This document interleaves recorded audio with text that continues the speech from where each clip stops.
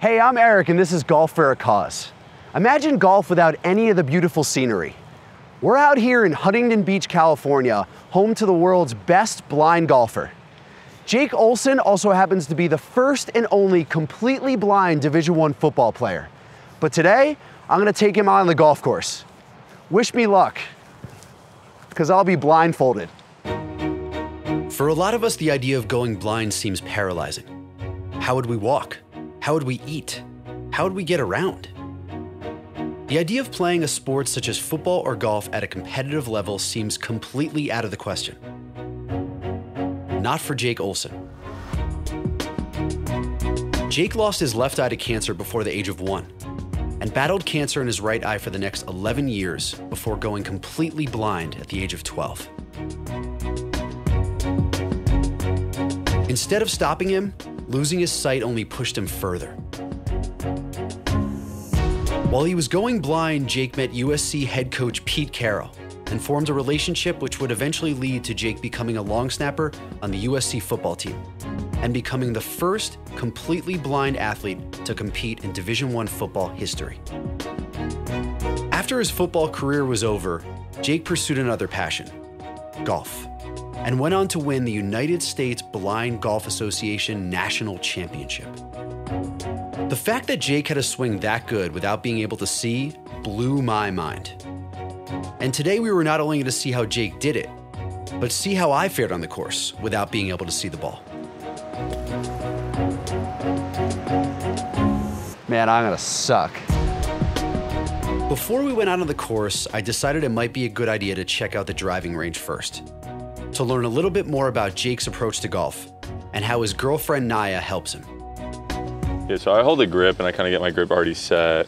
Okay. And it's not too tight because she can kind of rotate it in my hand a little bit before I really grip it. So then I'll take a ball and I put this down, and so basically I adjust his feet by moving that. So if here's the ball, we'll set this down. I'll hold that. I'll say I want your feet right there. He sets up, and then his dad always tells me to like hold it really tight because he likes to move it. Yeah, I do like to move it. And then Mm. walk away. Easy game. Nice little high draw. Yeah. All right, let me see if I can set you up on one. Yeah, you're right on the edge. Let's move back. Yeah, he does move back a little bit, yeah.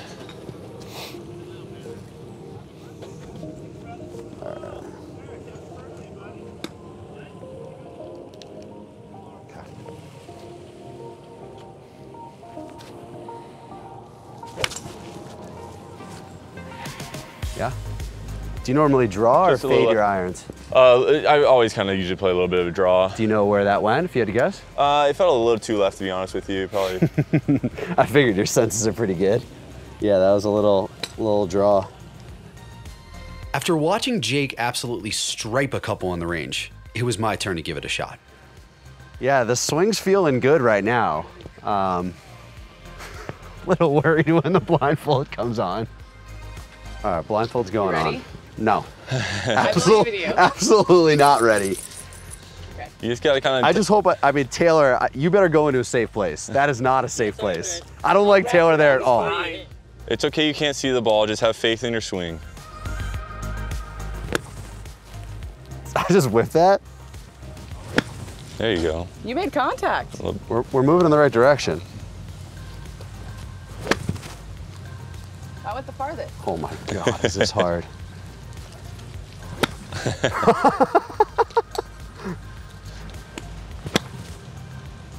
That was less than perfect. It's a very positive response. What's your current handicap? What are you looking at these days? Comfortably like a 10. You were comfortably a 10 handicap without being able to see. Yeah. That's really normal. After a couple shanks, a couple duffs, and 1 or 2 misses, I was ready to take it out on the course. But there was one more delay. We gotta wait because there's a guy cutting grass, unless we want to kill him. I don't know if this guy would be driving like this if he knew there's 2 blind golfers on the tee box. He might be really getting out of the way quicker. The delay gave me a chance to get acquainted with Jake's guide dog, Quebec, who's been with Jake since high school. Even though I didn't need him to get around the course, at the very least, he provided me with some much-needed emotional support.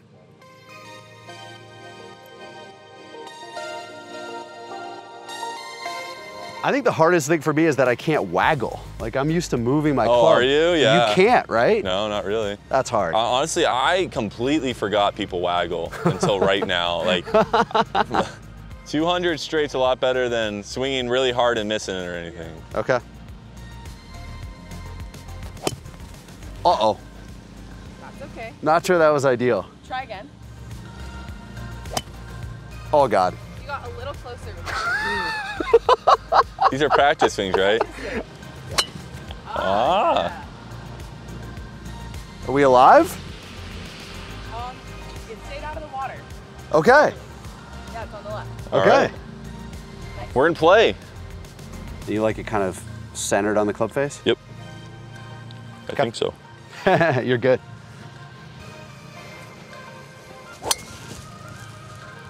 Oh my God, you killed that one. So, after my 2 duffs on the first tee, where I took out large chunks of grass, we're gonna make this a best ball challenge. So Jake, who drove his ball probably 270 yards, I'm gonna go play from his ball. Yeah, I like that there.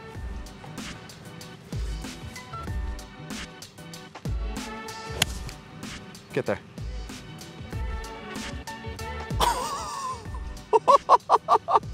We on? Do I need to hit after that? I mean, there's 0% chance I'm hitting a better shot than that. Like, the fact that I'm even hitting at this point is just ridiculous. Well, that felt pretty good. Okay. Are we alive? We're alive, very alive. All right. We're improving. We're headed in the right direction. Whoa. I mean, Taylor, I gotta get a little credit there. 102 yards just off the green. That might be my best shot of the day. All right, Jake, let's talk about process of how you putt without seeing.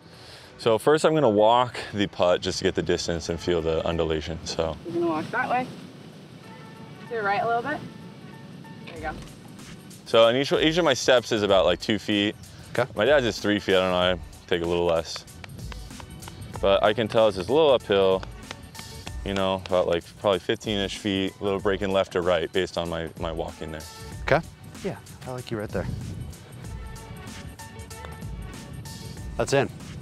Oh! You hit the edge. For birdie. Sure. Yeah. Yes. Like that there? Confident. Yes. Okay. Oh, so close. How'd that feel? Oh, okay, that was pretty good. About 3 feet by. Putting I can do. Yeah. It's the full shots that I can't do. But luckily you can because we're playing best ball today. All right, All right, let's go to the next hole, Jake. All Cool.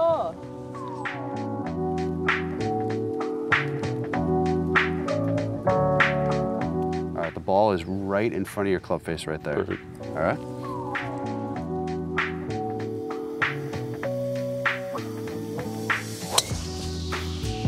And you hit it dead straight. Perfect.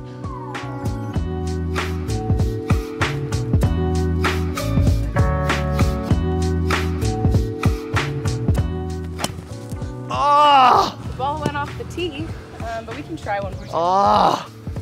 You keep That hitting one felt good too, you Jake. keep hitting the ground with the club. No, I'm trying, and I'm choking down like below the grip too. Pretend like you can feel that, see that ball right there. There you Woo! go. That went right. Right's good. Curves really right. We like right. And bounce back, it's gonna be in the fairway. Wow! Little Huntington Club bounce. All right. Wow, that is quite a divot there. It's about a 2 foot behind the ball divot there, Jeff. You like that? Now you know how the other tee box got beat up. So Jake, talk to me about, you know, obviously you played college football, but golf was your first love, right? Yeah, well, golf was the first kind of and only sport that after going blind, we really thought there was a chance I could continue to play at a high level, at a competitive level. We could find a system where, you know, I could have a swing, a consistent swing that could deliver a consistent, contact and somehow navigate the course. But that even proved to be pretty tough at first, It was literally, as you're figuring out today, kind of just trying to figure out how to hit the ball solidly, It was, I went from a 12-year-old who was decent at golf to a 12-year-old who was, for all intents and purposes, a beginner. And a beginner without being able to see the ball. So there's a real mental challenge to swinging and missing, right? Yeah. And that's what people are most afraid about here, right? Yeah. And when you can't see, that gets extrapolated 100-fold. And so a lot of the beginning was just the fear of, I'm gonna blow up out here, I'm gonna miss the ball, and I have no eyesight to correct that. Right. As any golfer knows, if you don't have your confidence out here, this game becomes really impossible at that You mean point. like me right now? Exactly, so that's why it's like, for you today, it's like, I'm so positive because I don't want you going into this dejection mode where you don't, it's like, you make contact, you have a good shot. Yeah. Even if it's not the straightest or the best, like just celebrate it because your mind needs to kind of absorb that positively in order for you to continue to try this. Yeah, we like you there.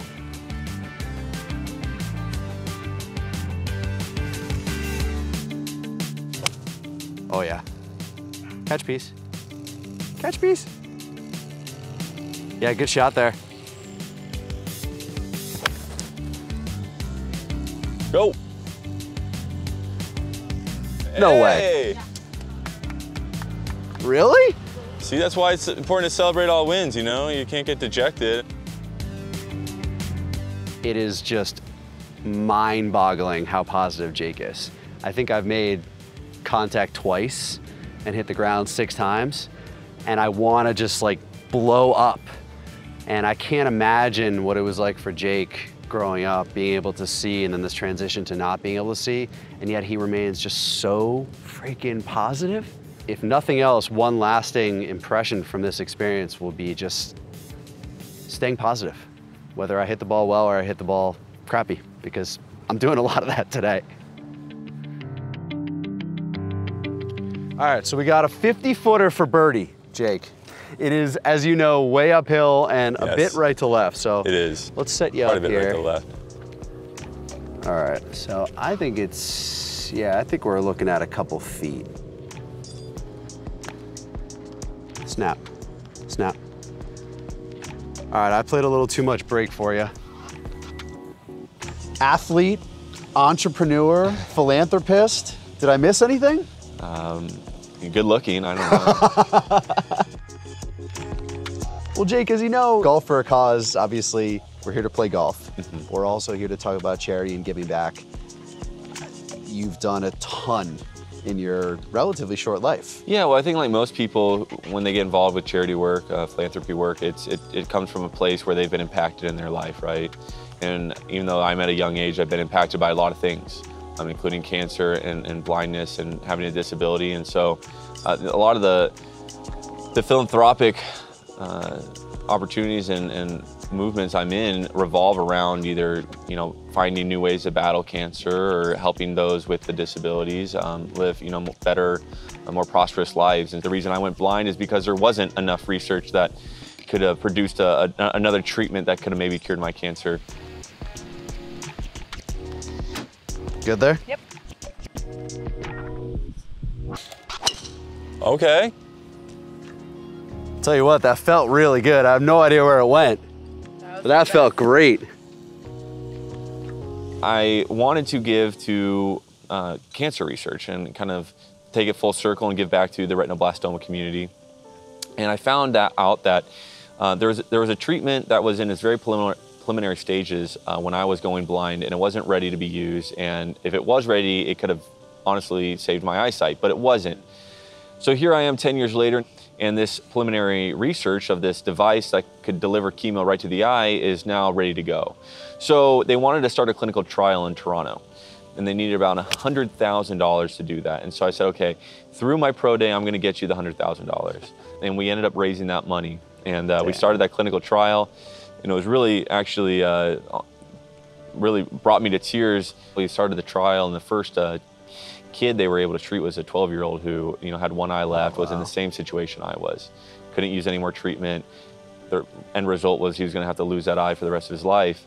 And because this treatment was now available and in a clinical trial, he was able to go up into Toronto, get treated. And they've treated, I think, about 16 kids now.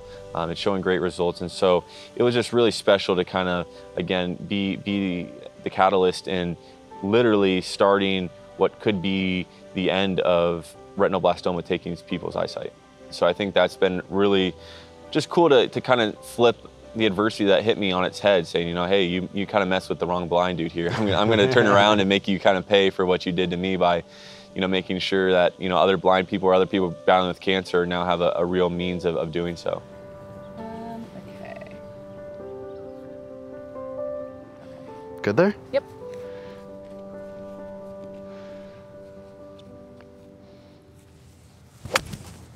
That's beautiful. Go. Go. Go. Yeah, that was good. It's on the green. You see it? You're pretty close.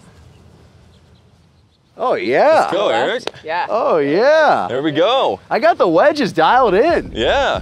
That's an important thing. You just gotta talk to that big stick.